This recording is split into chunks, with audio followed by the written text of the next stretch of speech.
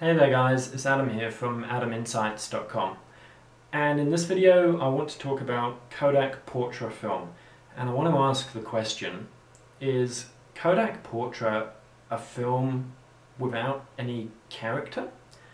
Now that question is going to divide a lot of people, I know, but for me and for what I want from film photography, yes, Kodak Portra lacks character. Now, don't get me wrong, there's a lot of reviews out there where Kodak Portra has been tested to the extreme, and these reviews are just praising the film's qualities. And there's a lot of photographers out there producing some fantastic images. These are very, very highly talented photographers, and they're producing some amazing results using Kodak Portra. But it's just, to me, Kodak Portra is just too perfect. And that's why it just seems to lack a certain character for me when I think about what I want to get out of my film photography. And I'll explain why. Kodak Portra just seems to capture every detail in an image. It produces a really highly detailed image.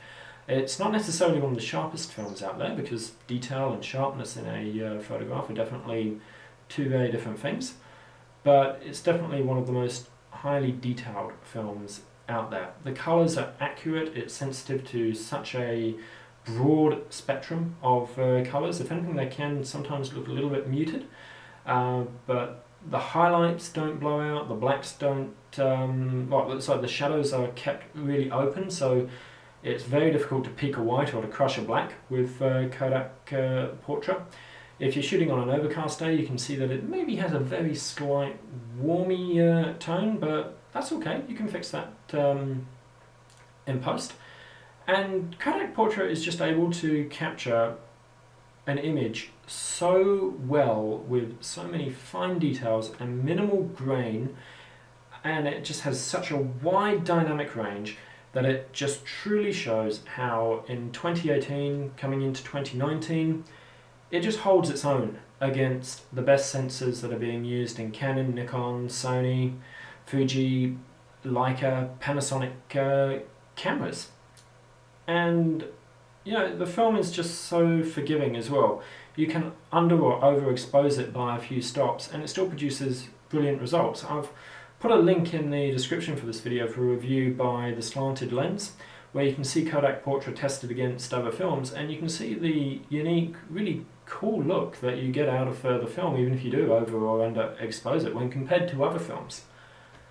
And you know, it's just a perfect film for editing. I would go so far as to say that a properly exposed and properly scanned Kodak Portra negative is just better than a raw file that could be available in some of the best DSLRs or mirrorless professional cameras that are not even out yet. It's just so fantastic, and I think that's why it forms the basis for a lot of motion picture film stocks from Kodak, because the editors and colorists in motion picture films really want to be able to push all of the details that they can out of an image, and they want to be able to work with the lighting and the color in post production to achieve whatever image the creative director of a film wants for their movie. Now, originally Kodak Portra was available as a standard color and a vivid color type stock. What we've got available today with Kodak Portra 160 and 400, from what I understand, is a sort of a midpoint between them, leaning a little bit more towards standard color.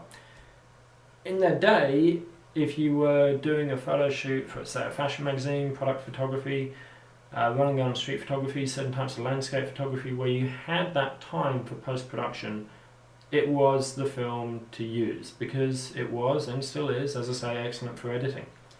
When I first started shooting film, again, I was absolutely blown away by it, and I thought, wow, this film really does hold up against the best digital sensors.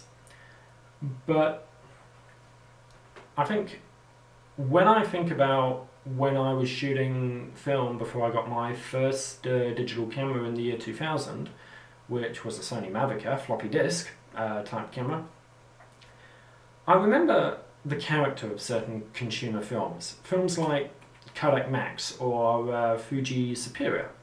These were sharp, not necessarily detailed films, very well balanced. They produced a nice saturated look, crisp blacks, yeah, blown highlights, but they looked nice. And once you got your prints back, yeah, if you exposed the image correctly, they looked good, and they held up in a number of different lighting conditions.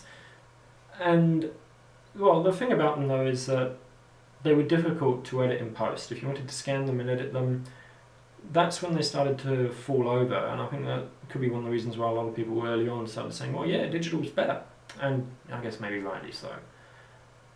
But and yeah, so these films, because they started off really crisp and contrasty and saturated, were difficult to edit. Whereas Kodak Portra, because it is so wide and open, is much easier to edit and get the best results from. So yeah, these films produced an optimized, post-processed look on the print or scan that was really pleasing.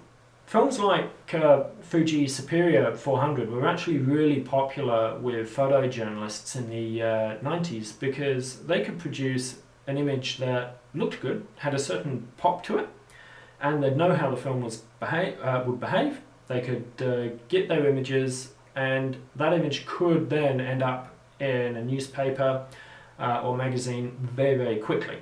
Photographers that have more time on their hands for post-production would shoot portrait to really push everything that they could out of that film.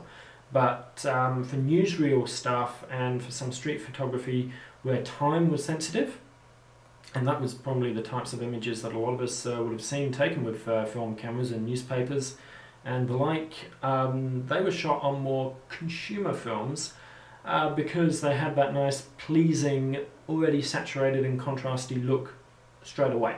And yeah, I mean, things like Kodak Portra and Fuji Pro 400H, they definitely produce a better image than these films, but you really have to edit and push them. Maybe it's just me being nostalgic about the 90s here, but I actually, when I think about it, and now that I've actually tried a lot of films again in recent years, I actually prefer the look of a lot of the consumer films like Fuji Superia, Kodak Max, Lomography 100 with its really cool grain and retro colours. I just prefer the looks of those films against things like Kodak Portra. You know, because it could well just be the nostalgia of me enjoying taking photos when I was a kid and then just getting these images back from the lab and looking at those photos. Maybe I'm just going for that look again. But I think there's something more to it than that. So yeah, I like that crushed black and slightly saturated contrasty look, but you know, as I've sort of experimented with different films again now, I'm starting to tune in with how these different films, different consumer films, respond to different colours or lighting conditions. And Fuji Superia is a great example of that. It crushes the blacks and it oversaturates the reds, and it has this sometimes a little bit of a greeny tone to the image as well.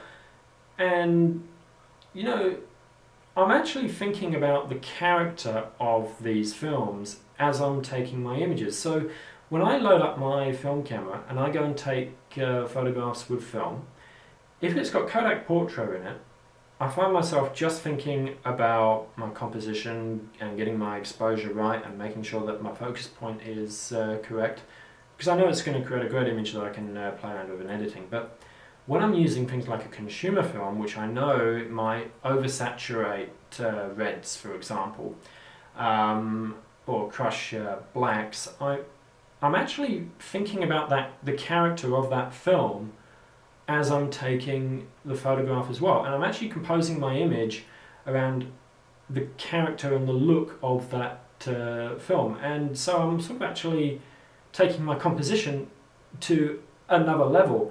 And the end result is that I'm getting an image with a unique look, and I'm finding more avenues to be creative with different types of film. And to me, some of these films just seem to capture the atmosphere so much nicer than, say, Portra or digital. So, yeah, I've got to say it. I like films with character, not necessarily perfect films, because I can think about the type of character that those films have got when I'm composing my images and when I'm creating my images, and it's just giving me more avenues to be creative with my photography by using these films that respond in different ways to different lighting and lighting in color scenarios. And yeah, so I guess it gives me that creative, nostalgic look which I love about film. But I guess when I want true perfection and latitude for post-editing, yeah, then I'll shoot digital. And it's why I'm not really shooting Kodak Portra that much anymore. And even though I've got a couple of rolls of it still around, I'm not planning on buying any more of it, because I'm just enjoying things like Fuji Superia with its amazing color palette, where some colors are oversaturated or can look a little bit green in the darker areas, or Kodak Max, which has got this unique, warm, homely feel to the images, and things like Lomography, which has got this cool retro look, which I just love. So I guess I come back to my main point here. Is Kodak Portra a film with no character? Is it just too perfect? I'll let you decide. It's horses for courses, and I will say there's so many very talented photographers out there creating some amazing images with Portra, and I appreciate their work. I think their work is fantastic and I enjoy looking at it. It's just, for me, the type of things I want to do, I just want something different.